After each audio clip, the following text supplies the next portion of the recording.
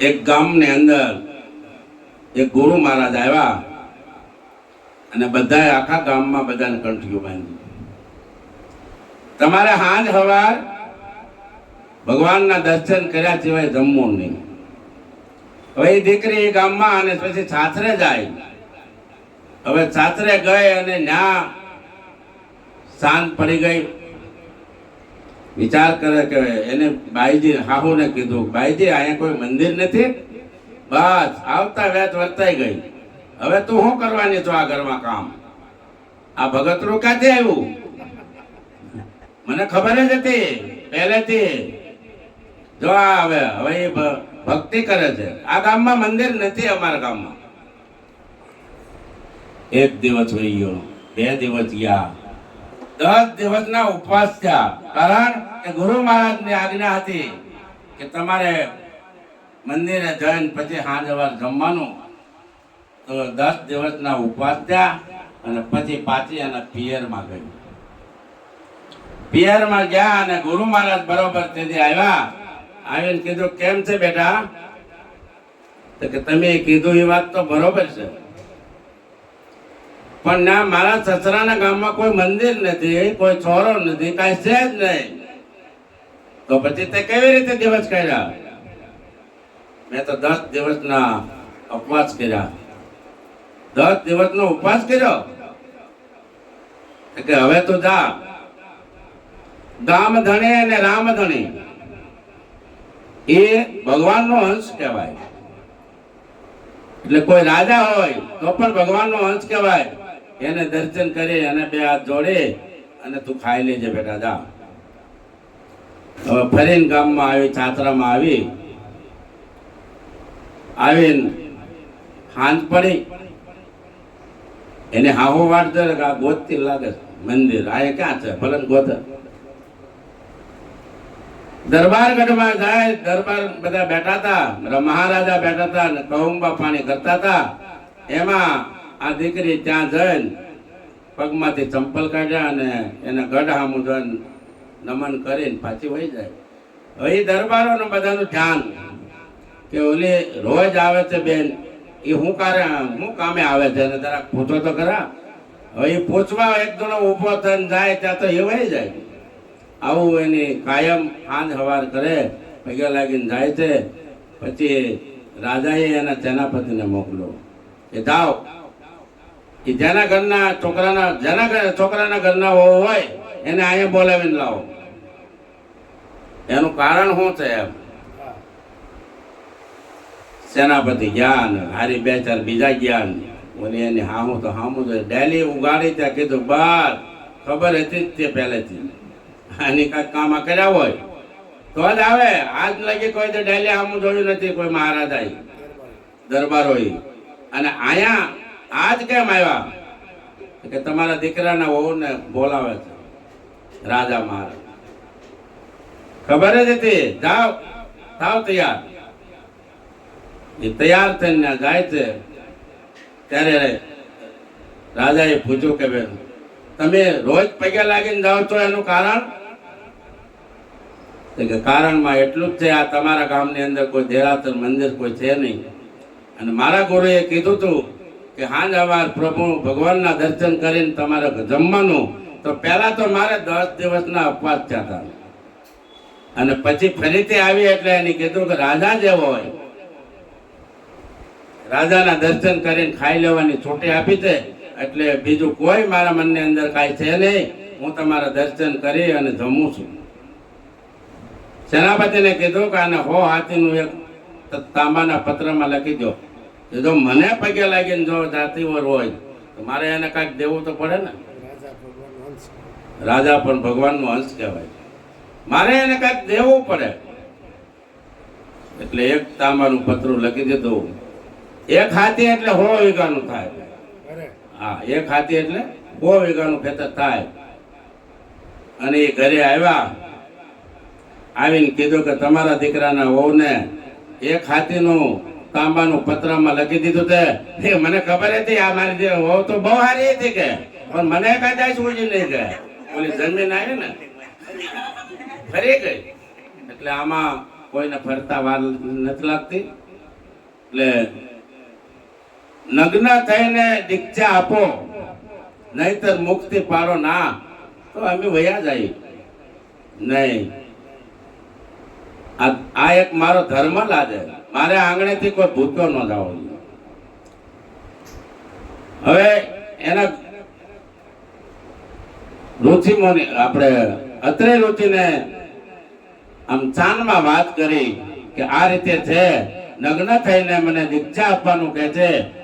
કે પણ એમાં શું મૂંઝાવ? તમારા કમંડલ ની અંદર જળ લો અને જળ લઈને આંગળી છાંટો, 6 મહિનાના બાળક બની જાય. એટલે બાળક જેની માં પાસે નગ્ન થઈને રહે ને, એટલે બાળક ની પાસે જેની માં નગ્ન થઈને રહે એમાં કોઈ વાંધો નથી, દોષ નથી. કે એ કમંડળમાં જળ લાવી અને આંગળી છાંટી. ત્રણેય સાધુ હતા, એ પોતે બ્રહ્મા વિષ્ણુ મહેશ હતા.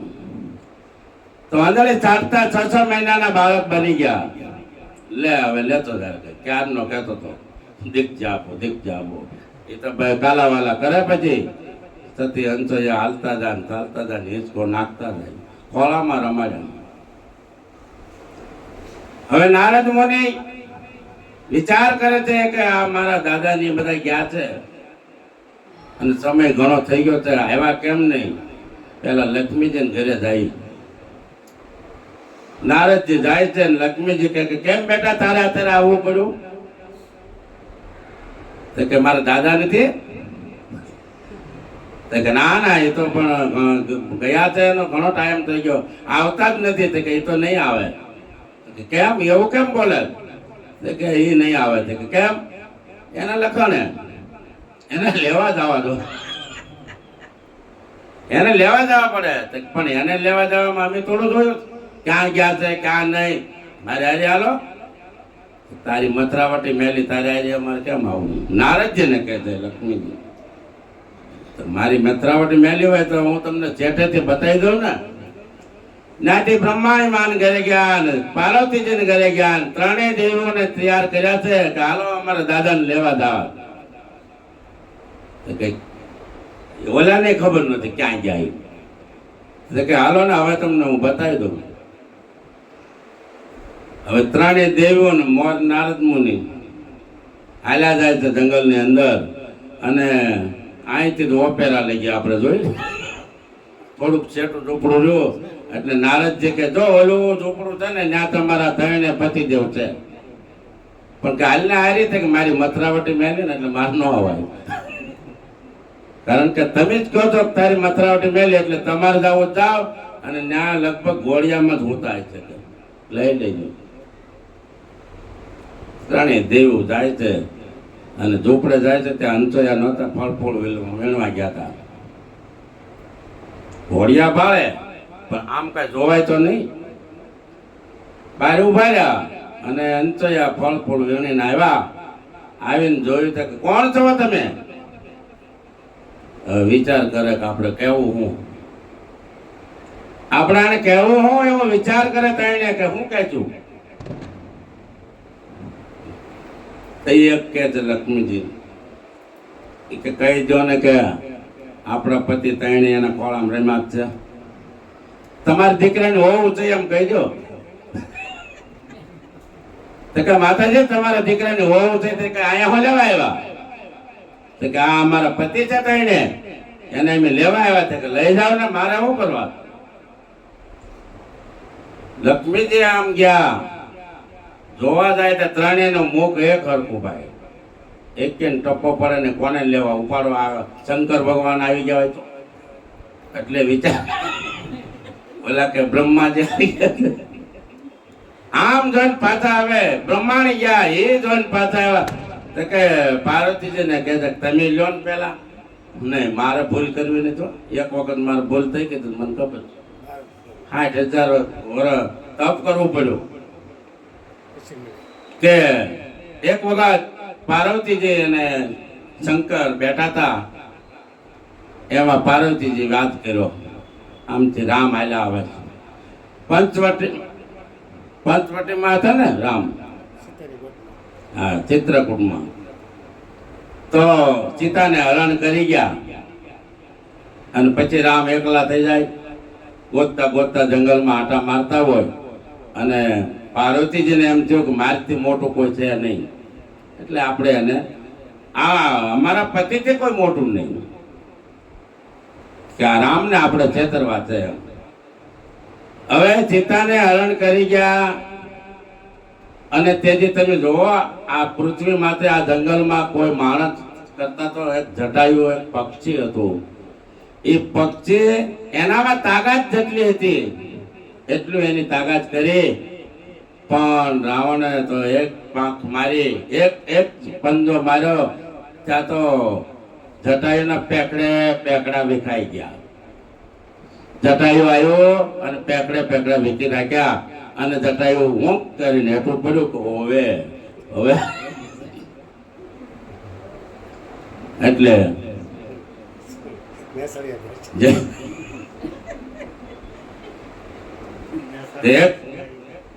એક શેઠ હતા, શેઠ આપણે બધા હીરાના કારખાનાના શેઠ થાય, એ શેઠ હતા, તૂટી ગયા. બધું વેચાય તો પૂરું પડે નહીં, એનું જે મિલકત હતી એ બધી વેચાઈ જાય તો પૂરું પડે નહીં. પછી એક ગામમાં મોટી ઉંમરના દાદા હતા, ત્યાં જઈને બે બહુ ઉઘરાણી વાળા આવે છે, હવે મારે કરવું હું? તો કે ઉઘરાણી વાળા આવે તો કે હા, તો કે તારે એક રસ્તો કર, પણ મને મારા 400 રૂપિયા છે ને એ તારે મને આપી દેવાના. બોલો કે બીજા બધા કે બીજા બધા તો તને હું મુક્ત કરાવી દઉં. એ કોઈ માગે નહીં કે મારે આની પાસે લેવાના છે, કોઈ માગે નહીં કે કાંઈ નહીં, 400 તમારા હું આપી દઈશ જો આ કામ થાય તો.